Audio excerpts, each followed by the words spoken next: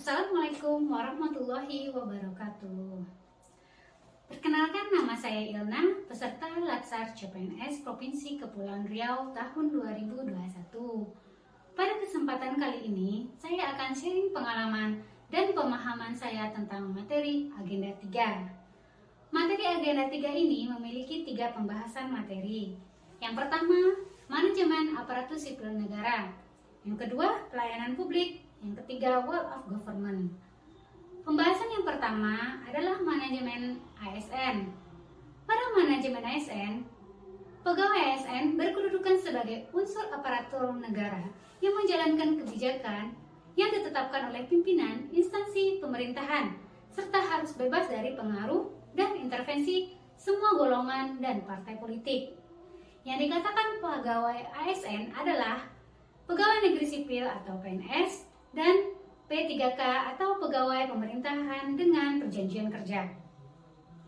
Peran ASN adalah perencana, pelaksana, dan pengawas penyelenggara tugas umum pemerintahan dan pembangunan nasional melalui pelaksanaan kebijakan dan pelayanan publik yang profesional, bebas dari intervensi publik, bebas dari intervensi politik, serta bersih dari praktik korupsi, kolusi, dan nepotisme. Tugas ASN ada 3. Yang pertama, melaksanakan kebijakan yang dibuat oleh pejabat pembina kepegawaian sesuai dengan ketentuan peraturan perundang-undangan. Yang kedua, memberikan pelayanan publik yang profesional dan berkualitas.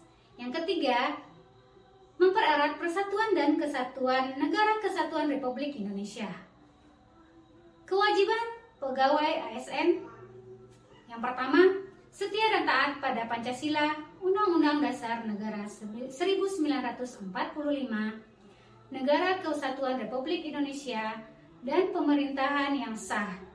Kedua, menjaga persatuan dan kesatuan bangsa. Ketiga, melaksanakan kebijakan yang dirumuskan pejabat pemerintah yang berwenang. Yang keempat, menaati ketentuan peraturan perundang-undangan. Yang kelima, melaksanakan tugas kedinasan dengan penuh pengabdian, kejujuran, kesadaran, dan tanggung jawab. Yang keenam, melanjutkan integritas dan keteladanan dalam sikap, perilaku, ucapan, dan tindakan kepada setiap orang, baik dalam maupun di luar kedinasan. Yang ketujuh, menyimpan rahasia jabatan dan hanya dapat mengemukakan rahasia jabatan sesuai dengan ketentuan peraturan perundang-undangan. Dan yang terakhir, bersedia ditempatkan di seluruh wilayah Negara Kesatuan Republik Indonesia. PNS berhak memperoleh pertama, gaji, tunjangan, dan fasilitas.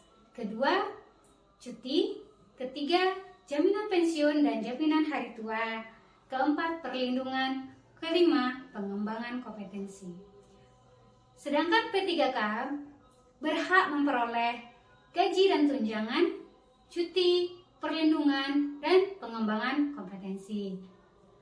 Mengapa merit system dalam manajemen ASN sangat penting? Karena dengan merit system penyelenggaraan rekrutmen sudah berprinsip. Yang pertama, keadilan dan kewajaran. Yang kedua, objektif. Yang ketiga, berbasis kinerja. Pelaksanaan sistem merit dalam beberapa komponen pengelolaan ASN. Yang pertama, penyusunan dan penetapan kebutuhan. Kedua, penilaian kinerja. Ketiga, pengembangan kompetensi, promosi, mutasi, penghargaan. Berikutnya, pada manajemen ASN, penyusunan dan penetapan kebutuhan, pengadaan, sistem karir, pengangkatan, mutasi, promosi, penghargaan pola karir, sampai perlindungan hari tua sudah diatur dalam manajemen ASN. Selanjutnya kita lanjut ke materi kedua, yaitu pelayanan publik. Pelayanan publik adalah kegiatan atau rangkaian kegiatan dalam rangka pemenuhan kebutuhan pelayanan sesuai dengan peraturan perundang-undangan bagi setiap warga negara dan penduduk atas barang, jasa, dan atau pelayanan administratif yang disediakan oleh penyelenggaraan pelayanan publik. Hakikat pelayanan publik adalah pelayanan publik oleh instansi pemerintahan bermotif sosial dan politik, yakni untuk menjalankan visi dan misi serta mencapai dukungan suara. Yang kedua, pelayanan publik oleh swasta yang bermotif sosial atau volunteer, tetapi lebih banyak bermotif ekonomi, yakni mencari keuntungan. Yang ketiga, pelayanan publik pada masyarakat dapat diberikan secara cuma-cuma sebagai kompensasi dari pembayaran pajak atau ditarik bayaran. Yang keempat, tarif pelayanan publik oleh pemerintah ditetapkan berdasarkan harga produksi atau tarif yang paling terjangkau. Berikutnya, pemberian pelayanan publik secara beragam kepada semua warga negara sebenarnya justru tidak adil karena kebutuhan dan kepentingan masyarakat berbeda-beda. Pada pelayanan publik, hakikatnya pemberian pelayanan prima kepada masyarakat yang merupakan kewajiban aparatur negara sebagai abdi masyarakat. Kategori barang dan jasa ada 4. 1. Barang dan jasa privat atau private goods. Kedua, barang atau jasa tol atau toll goods. Ketiga, barang jasa umum atau common pool goods. Keempat, barang jasa kolektif goods. Berikutnya kita bahas klasifikasi pelayanan publik. Yang pertama, pelayanan administratif, yaitu pelayanan yang menghasilkan berbagai bentuk dokumen resmi yang dibutuhkan oleh publik. Yang kedua, pelayanan barang, yaitu pelayanan yang menghasilkan berbagai bentuk jenis barang dan jasa yang digunakan oleh publik. Yang ketiga, pelayanan jasa, yaitu pelayanan yang menghasilkan berbagai jasa yang dibutuhkan oleh publik. Yang keempat, pelayanan regulatif, yaitu pelayanan melalui penegakan hukum dan peraturan perundang-undangan maupun kebijakan publik yang mengatur sendi-sendi kehidupan masyarakat. Berikutnya, prinsip-prinsip pelayanan publik. Yang pertama, kesederhanaan. Kedua, kejelasan. Yang keempat, kepastian waktu. Kelima, akurasi. Keenam, keamanan. 7, tanggung jawab. Kedelapan, kelengkapan sarana dan prasarana. Kesembilan, kemudahan akses. Kesepuluh, disiplin, kesopanan, dan keramahan. Dan ke-11, kenyamanan. Kualitas pelayanan publik ada 6. Yang pertama, prosedur pelayanan. Prosedur pelayanan yang dilakukan bagi pemberi dan penerima pelayanan termasuk pengaduan. Kedua, waktu penyelesaian. Ditetapkan sejak saat pengajuan permohonan sampai dengan penyelesaian pelayanan termasuk pengaduan. Yang keempat. Yang ketiga, biaya pelayanan. Dalam hal ini, biaya atau tarif pelayanan termasuk rinciannya yang ditetapkan oleh proses pemberian layanan. Yang keempat, produk pelayanan. Hasil pelayanan yang akan diterima sesuai dengan ketentuan yang telah ditetapkan. Yang kelima, sarana dan prasarana harus disediakan secara memadai oleh penyelenggara pelayanan publik.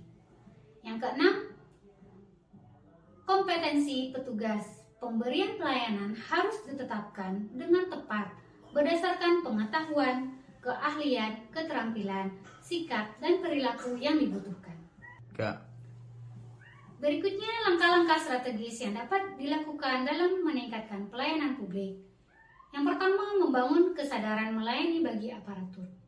Yang kedua, membangun kesadaran masyarakat sebagai konsumen dengan membuka kesempatan yang seluas-luasnya kepada masyarakat baik langsung maupun melalui media massa untuk menyampaikan saran atau pengaduan mengenai pelayanan masyarakat. Yang ketiga, memberikan reward and punishment yang seimbang. Yang keempat, mengadakan kompetensi pelayanan untuk instansi yang memberikan pelayanan yang sejenis. Langkah-langkah strategis penyusunan standar pelayanan prima. Identifikasi masyarakat pengguna layanan, pahami kebutuhan masyarakat, identifikasi jenis layanan, tetapkan persyaratan sesuai layanan, tetapkan standar pelayanan. Dalam menetapkan standar pelayanan, pelayanan ada pertama sistem dan prosedur pelayanan, infrastruktur pelayanan, waktu pelayanan, sikap dan perilaku pelayanan, harga atau biaya pelayanan. Tetapkan jumlah dan kualifikasi sumber daya manusia, tetapkan jenis dan jumlah peralatan. 8. Siapkan unit dan petugas penerima keluhan masyarakat. Karakteristik aparatur yang profesional adalah melaksanakan tugas dengan terampil, kreatif, dan inovatif, mempunyai komitmen yang kuat terhadap tugas dan program, komitmen terhadap pelayanan publik, bekerja berdasarkan sifat dan etika profesional, memiliki daya tanggap dan akuntabilitas, memiliki derajat otonomi yang penuh rasa tanggung jawab dan membuat keputusan, memaksimalkan efisiensi dan efektivitas. Yang terakhir, materi yang ketiga adalah Whole of Government. WLG pada dasarnya adalah sebuah pendekatan fungsi dan ruang lingkup koordinasi yang lebih luas guna mencapai tujuan bersama dalam pembangunan kebijakan, manajemen program, dan pelayanan publik. Kenapa perlu Whole of Government? Karena dorongan publik untuk bekerja, good governance, keberagaman, perkembangan teknologi informasi, egosentris. Whole of Government dapat dilakukan dengan baik jika respon pemerintah terintegrasi, menghilangkan sekat sektoral, kerjasama antar instansi pemerintah, kolaborasi, koordinasi, dan sinergitas.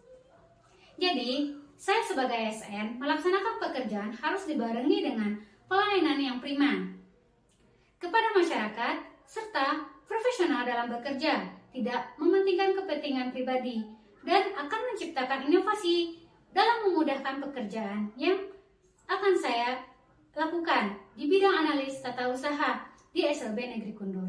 Sekian dari saya, terima kasih. Assalamualaikum warahmatullahi wabarakatuh.